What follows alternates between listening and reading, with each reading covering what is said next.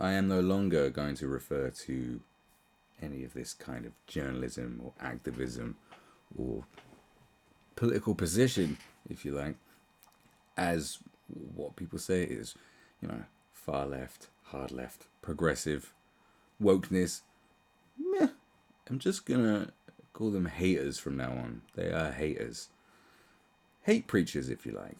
I've never quite seen so much hate spouted by people because that's all they do. They hate. They just have so much hatred. In fact, we'll call them player haters as well. But just general haters. They just want to destroy things and ruin people's lives and just spout vitriol all the time. That's all they do. We don't learn anything. It doesn't progress our lives. It just makes people upset for no apparent reason. Well, for no good reason, should I say. There is an apparent reason. There's no good reason. So what's this that I stumbled across? Oh, what did I stumble across? The most vegan army in the world. How Israel co-opts veganism to justify Palestinian oppression. Now, I don't know how you would co-opt veganism to justify any sort of oppression. And, when it comes to Israel, my God. I used to be an anti-Israel type person many years ago until I worked out that I didn't know enough to have that sort of position. The more we look into it, you just realise that it is a nuanced, complicated, long-lasting shit show that you should just leave well alone if you don't really know what you're talking about. But of course, people like this constantly think they know what they're talking about and then tell other people. And that I disagree with. But, the general rhetoric is F Israel, isn't it? That's the cool thing to do. So gleaming produce spills out of market baskets and outstretched palm offers fresh herbs, an organic farm in the background, a table overflowing with a rainbow of dishes, cuts away to a morsel of hot bread diving into a bowl of tahini and olive oil. Well, you are good with words, aren't you? So you are a writer. So good for you. Young, attractive faces smile at the camera, while baby animals frolic in the background. If you're vegan, Israel looks like paradise. Oh, it's not though, is it? At least that's what Vibe Israel and its partners at the Israel Brand Alliance want you to think.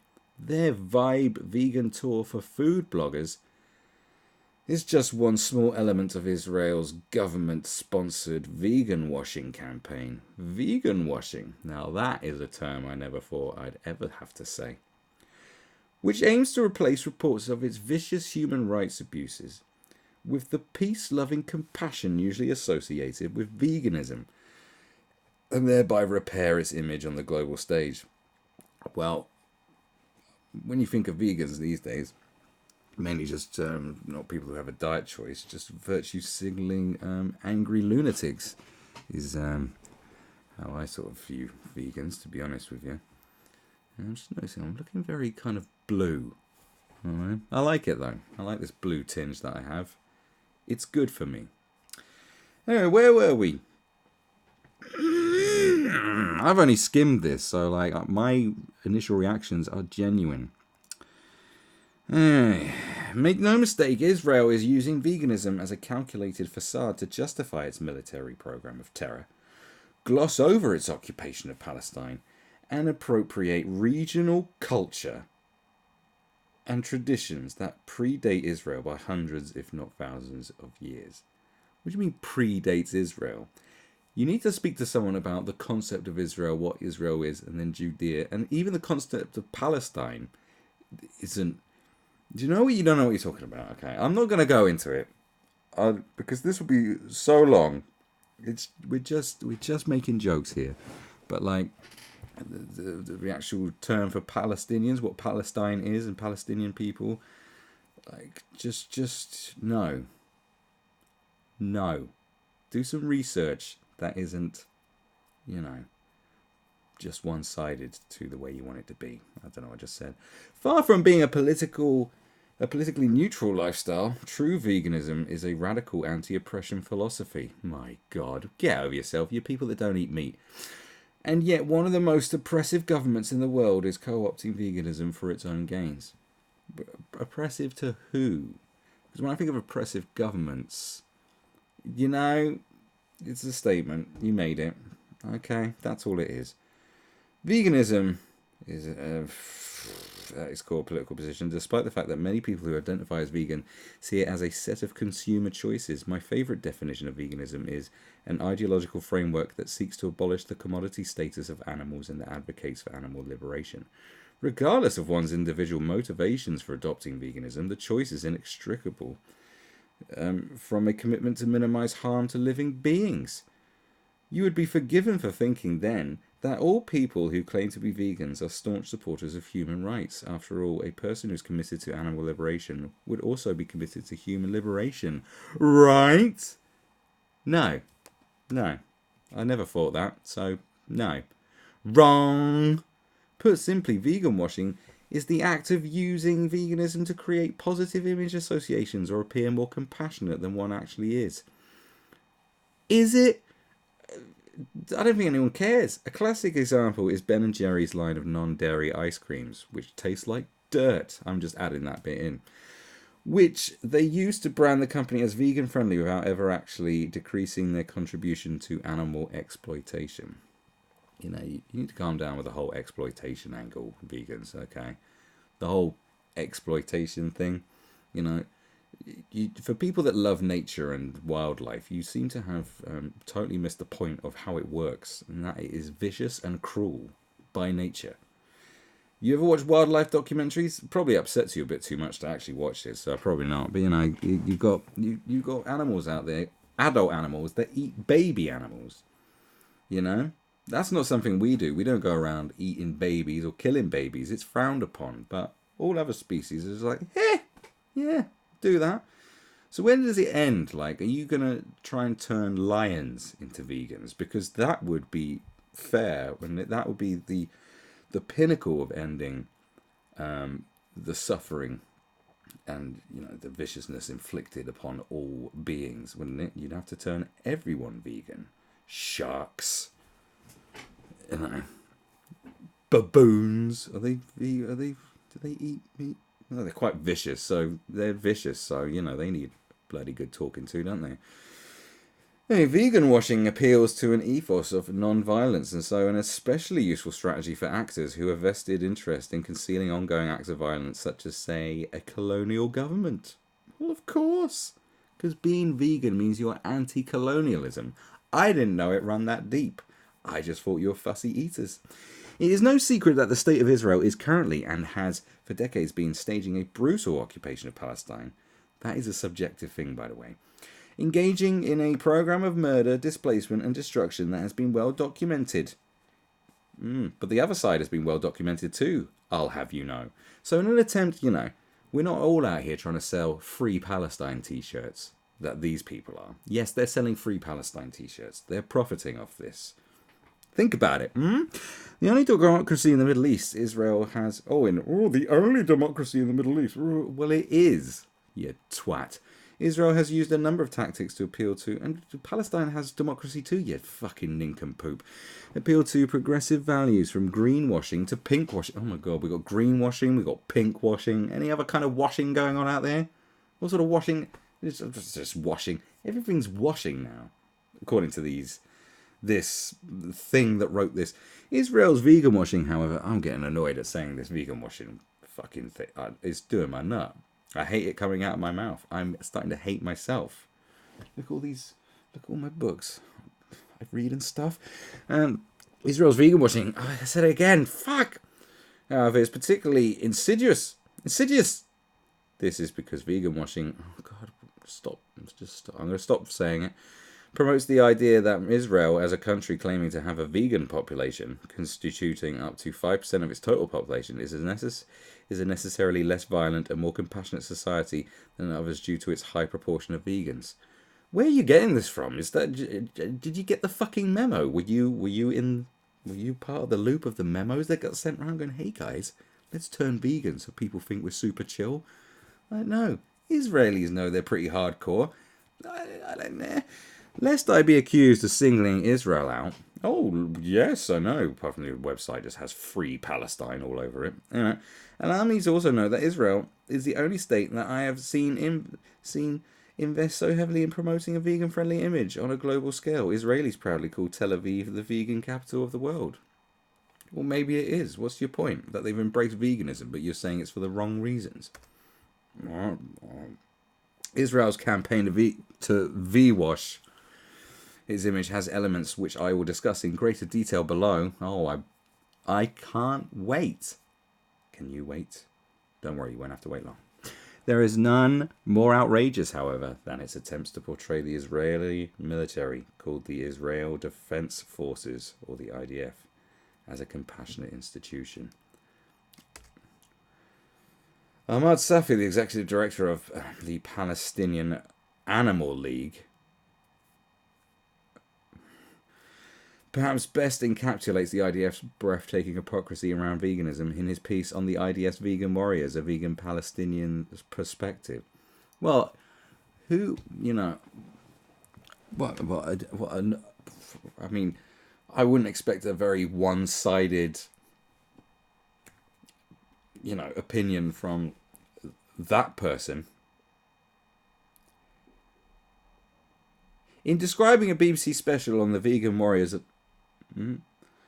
IDF, Safi notes, I was somewhat baffled by a particular passage in the article taken from the radio interview, which said of one of the vegan soldiers, her diet is so important to her that had the army not been able to provide conditions that had harmed no living creatures, she might not have enlisted in a combat unit. Well, that just shows what morons vegans are, isn't it? It's like you join the fucking army where you're gonna where you are constantly in conflict, you know, especially in Israel. And you don't want to harm people. You don't want to harm living creatures. It just shows that vegans are just morons, doesn't it? Yeah. The only way I can interpret this is that the soldier in question does not consider Palestinians to be living creatures. But of course he'd say that. You know, you can interpret whatever you like, can't you? You can interpret something however you like. It's up to you. The IDF not only dehumanizes Palestinians, it goes one step further to objectify and place them outside the sphere of living beings, humans and non-human. You are just running with this. Like, it's just... Are you sure this is what they mean? You're just saying, well, that's what I think they mean, so therefore this is what it is. You see how this works? Like, you get some person who takes something one way and just says, this is how it is. And then you get a whole army of nutters believing this kind of stuff. You know what I mean?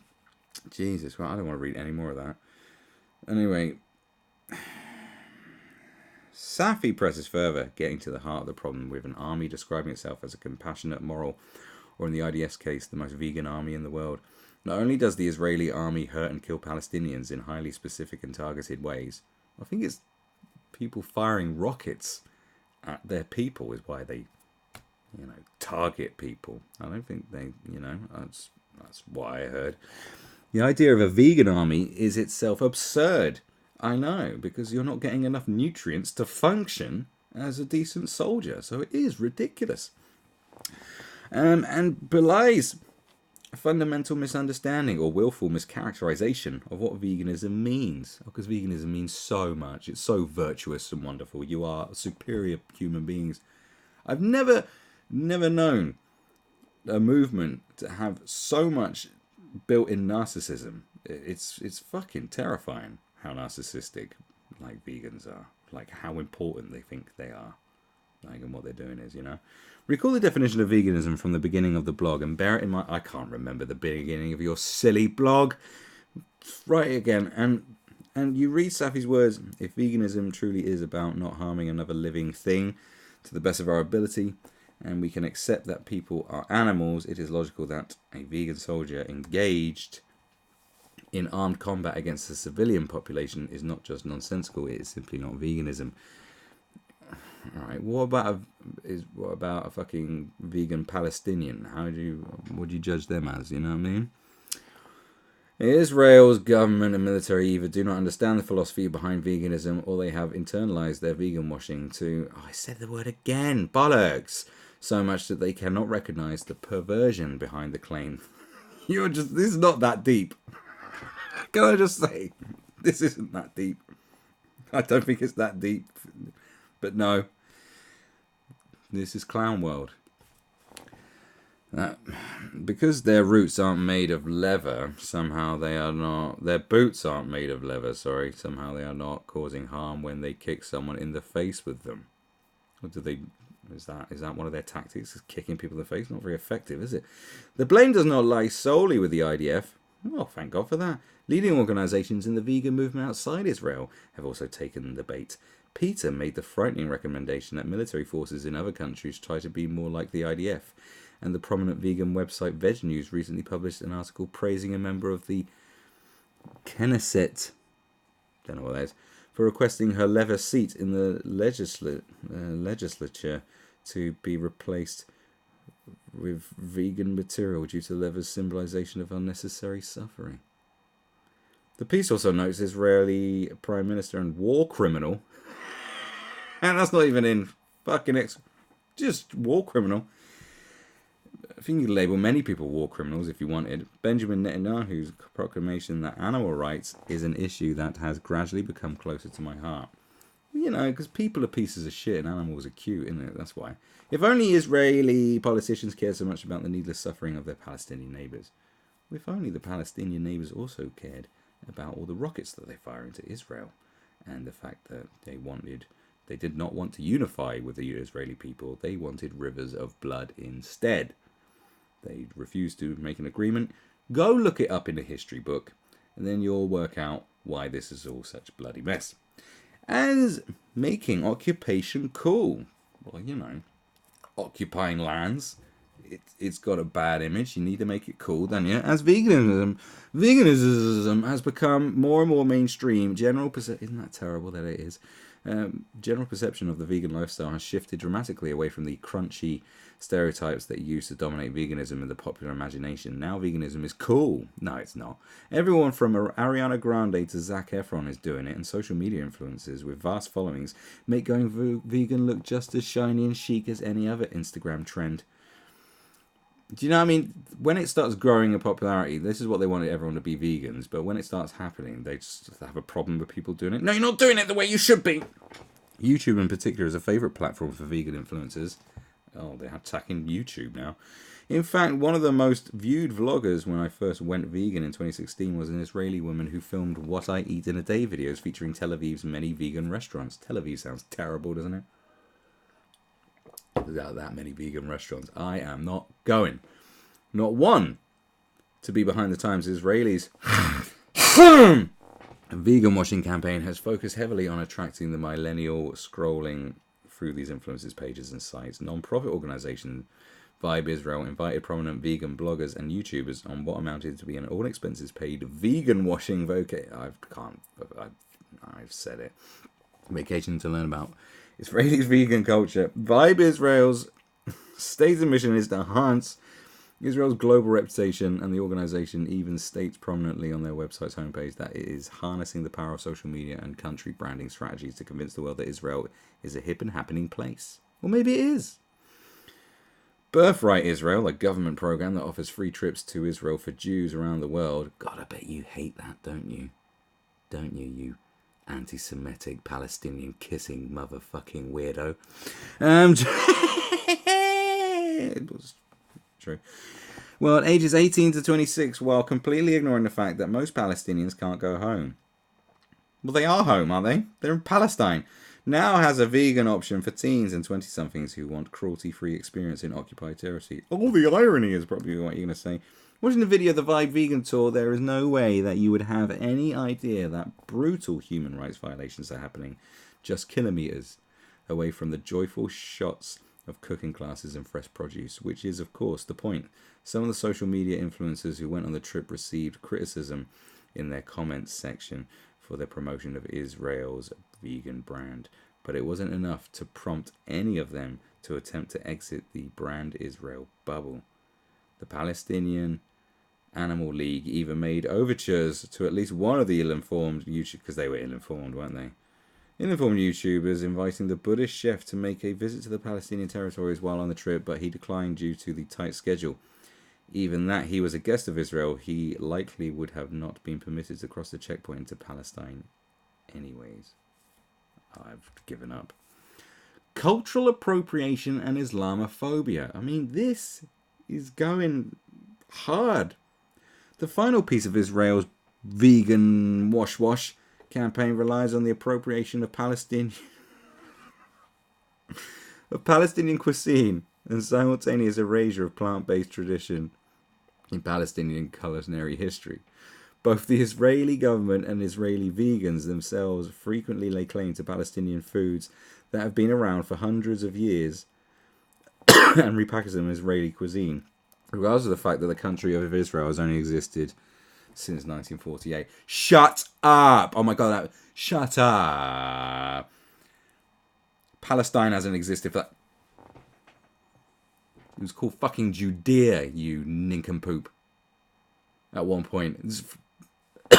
Israeli people, the people of Judea, have been there for fucking thousands of years. The same as the Arabs. They have a shared culinary history because they're in the same fucking country. So they're calling it Israeli cuisine because that's where it's at. Oh my god. Shut up, you absolute spastic. Oh, you made me use that slur.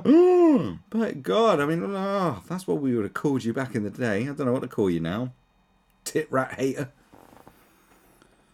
Israeli chefs tout naturally plant-based dishes such as falafel, hummus, tabbouleh and baba ganoush as evidence that Israeli food is especially vegan-friendly. What they fail to mention is that each of these dishes are actually Palestinian Levantine plates that predate Israel's presence in the region by centuries.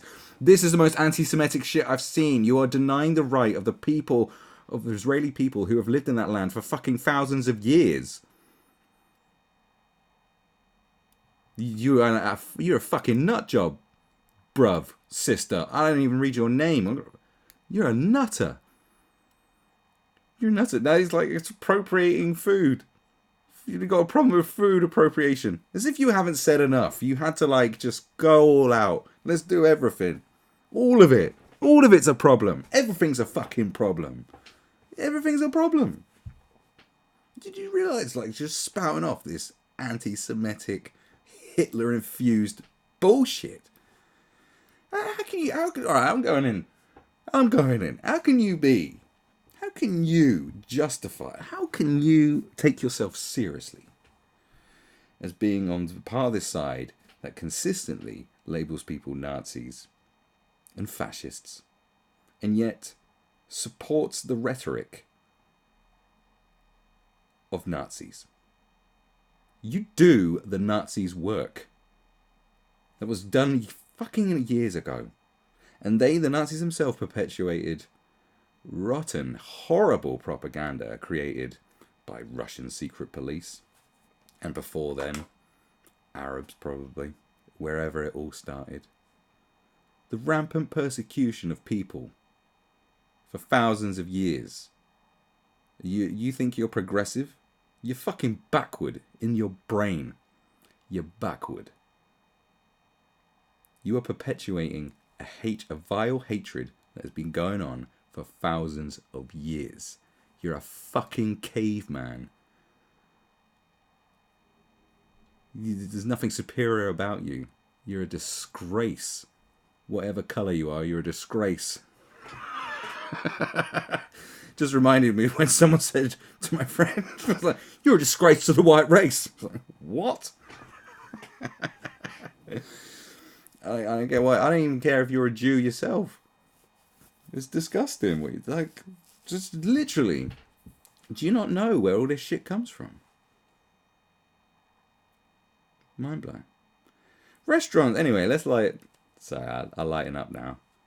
Restaurants in my current home of Washington, D.C. engage in this kind of cultural appropriation all the time, which might be slightly less disturbing to me if they weren't so successful as a result.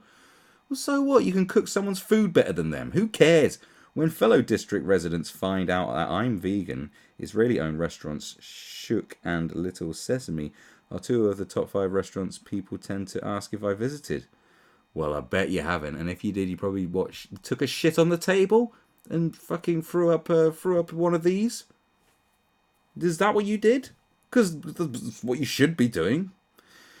This is the sort of thing you would like. These spots quickly became favourites among vegans and non-vegans alike who don't realise just how problematic it is to eat in a place that calls its cooking modern Israeli street food. News also just broke that the NYC-based Tel Aviv-style falafel chain Taim will be opening in its first location in DC this fall, just in case prospective diners are queasy about the theft of culinary traditions. Shut the fuck up, would you?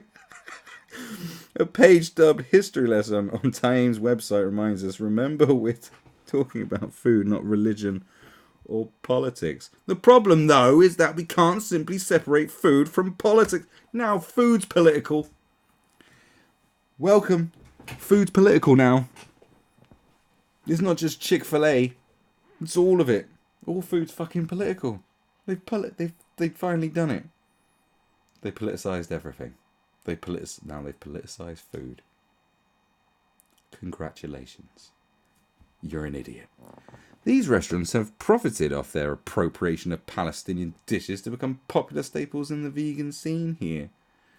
Frequented by frustratingly obvious and mostly white vegans who either aren't aware or don't care about how deeply problematic it is to steal cultural heritage in this way. We rightfully criticise plenty of other restaurateurs who engage in blatant cultural appropriation, but these Israeli restaurants have somehow remained exempt from judgment. The truth is that most of the delightful, plant-based dishes that draw vegans to these businesses are originally Palestinian. Another part of the erasure of plant-based elements of Palestinian cooking is the promotion of the idea that predominantly Muslim cultures as a whole are not vegan-friendly. A concept that is incorrect at best and downright racist and Islamophobic at worst. Oh my goodness me. There's more. Let's not continue.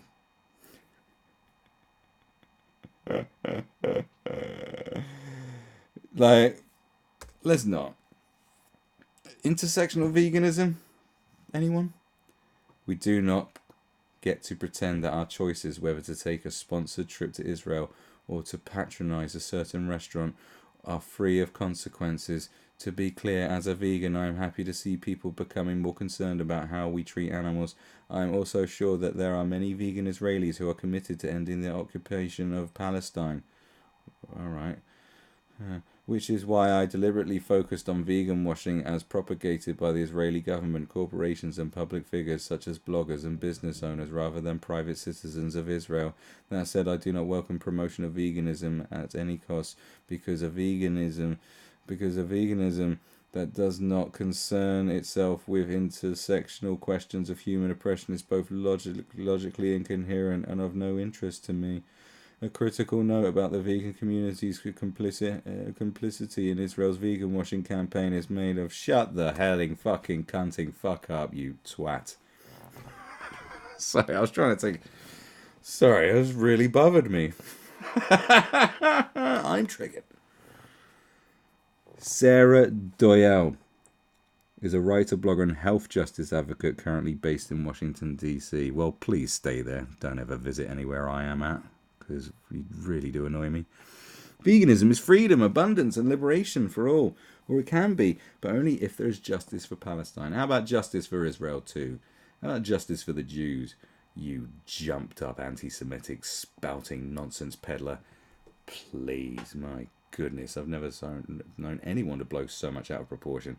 Jesus Christ, you must really think, you must rate yourself so hard. You need to drop the ego, stop looking in the mirror so often, and embrace the fact that you are no better than anyone else, okay?